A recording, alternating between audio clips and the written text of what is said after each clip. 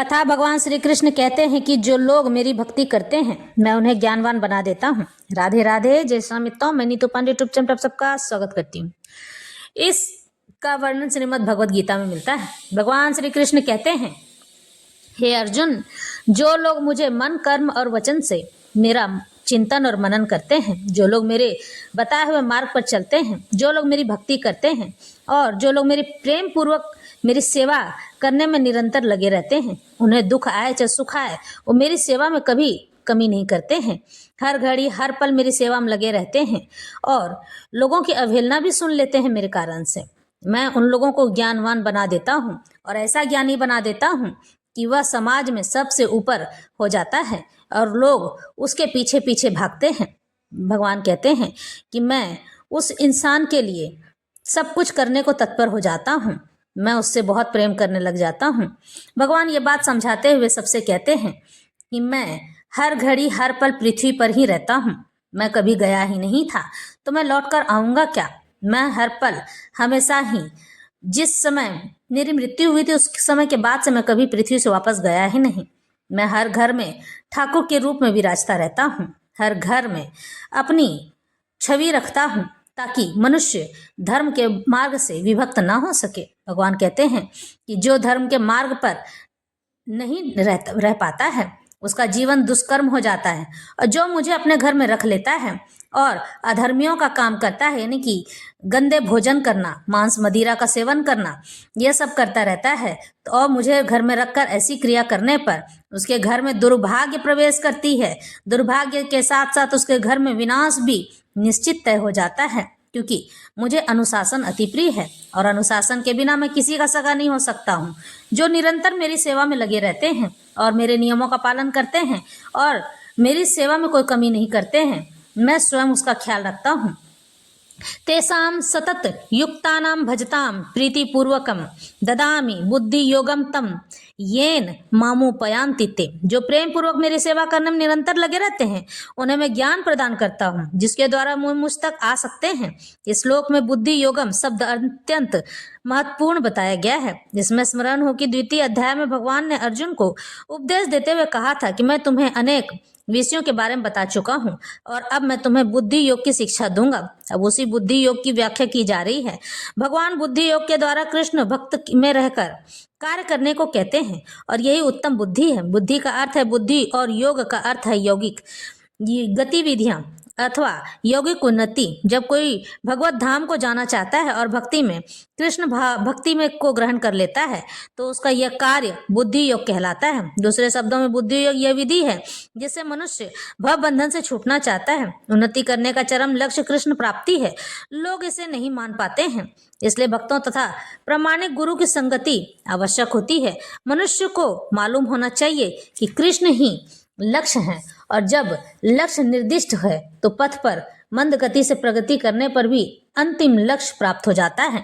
यानी कि जब भगवान की शरण में आप चले जाते हैं तो आपको न नौकरी की चिंता करने की जरूरत है और ना ही परिवार के टूटने का दुख मनाने की चिंता है, क्योंकि जब भगवान प्रसन्न होते हैं तो उसके जीवन की बागडोर अपने हाथों में ले लेते हैं। और भगवान स्वयं कहते हैं कि जिन लोगों की बुद्धि भ्रष्ट हो गई है और वो लोग मेरी शरण में आ जाते हैं और मेरे नियमों का पालन करते हैं तो मैं उनकी बुद्धि शुद्ध कर देता हूँ और यही भगवत भक्त कहलाता है, यानी कृष्ण भक्ति कहलाती है। तो पथ पर मंद गति से वह धीरे धीरे चलते हैं। जब मनुष्य लक्ष्य को जानता है लेकिन कर्म फल में लिप्त रहता है और वो सोचता है कि मैं ये करूँगा, इस तरह से पूजा करूँगा तो मुझे ऐसा फल मिलेगा, तो वह कर्म योगी हो जाता है। यह जानते हुए कि लक्ष्य ही श्री कृष्ण है, जब कोई कृष्ण को समझने के लिए मानसिक चिंतन का सहारा लेता है, यानी योग करता है, तो वह ज्ञान योग में लीन हो जाता है। लेकिन जब वह लक्ष्य को जानकर कृष्ण भक्ति तथा भक्ति में कृष्ण की खोज करता है तो वह भक्ति योगी या बुद्धि योगी होता है और यही पूर्ण योग है। यह पूर्ण योग ही जीवन की सिद्धावस्था कहलाती है, सिद्धि कहलाती है। जब व्यक्ति प्रामाणिक गुरु के होते हुए भी तथा आध्यात्मिक संघ से संबद्ध रहकर भी प्रगति नहीं कर पाता है क्योंकि वह बुद्धिमान नहीं है, तो कृष्ण उसके अंतर से उपदेश देते हैं जिससे वह सरलता से उन तक पहुंच सके।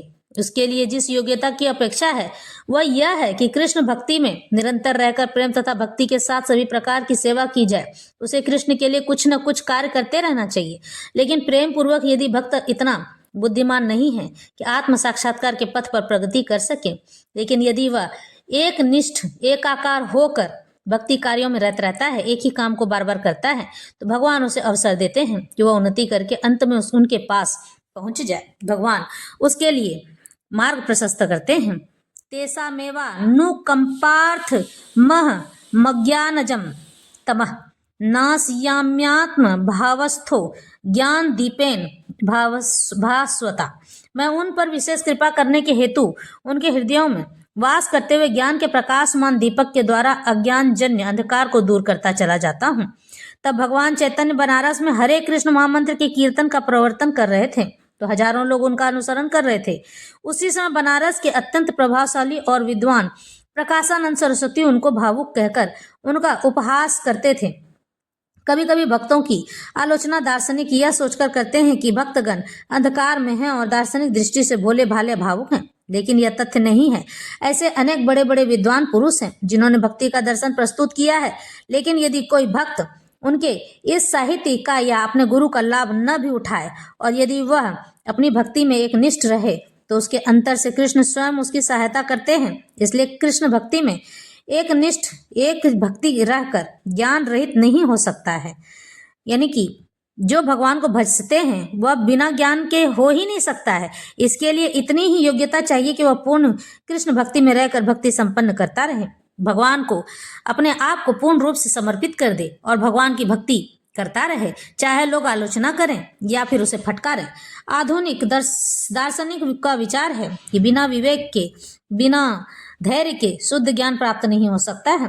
उनके लिए भगवान का उत्तर है, जो लोग शुद्ध भक्ति में रत रहते हैं, भले ही वे पर्याप्त शिक्षित न हो तथा वैदिक नियमों में पूर्णतया अवगत न हो, लेकिन भगवान उनकी सहायता करते ही हैं। जैसा कि इस श्लोक में बताया गया है, भगवान अर्जुन को बताते हैं कि मात्र चिंतन से परम सत्य भगवान को समझ पाना असंभव है, क्योंकि भगवान इतने महान हैं कि कोरे मानसिक प्रयास से उन्हें न तो जाना जा सकता है और न ही प्राप्त किया जा सकता है।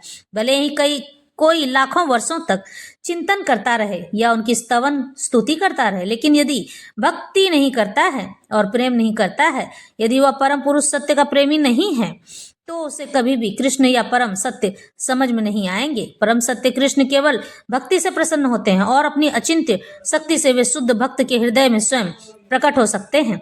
शुद्ध भक्त के हृदय में तो कृष्ण निरंतर रहते हैं और कृष्ण की उपस्थिति सूर्य के समान है, जिसके द्वारा अज्ञान का अंधकार तुरंत दूर हो जाता है। शुद्ध भक्त पर भगवान की यही विशेष कृपा है। करोड़ों जन्मों के भौतिक संसर्ग से कलमश के कारण मनुष्य का हृदय भौतिकता मल से आच्छादित हो जाता है, यानी वह संसारिक सुख में लगा रह जाता है।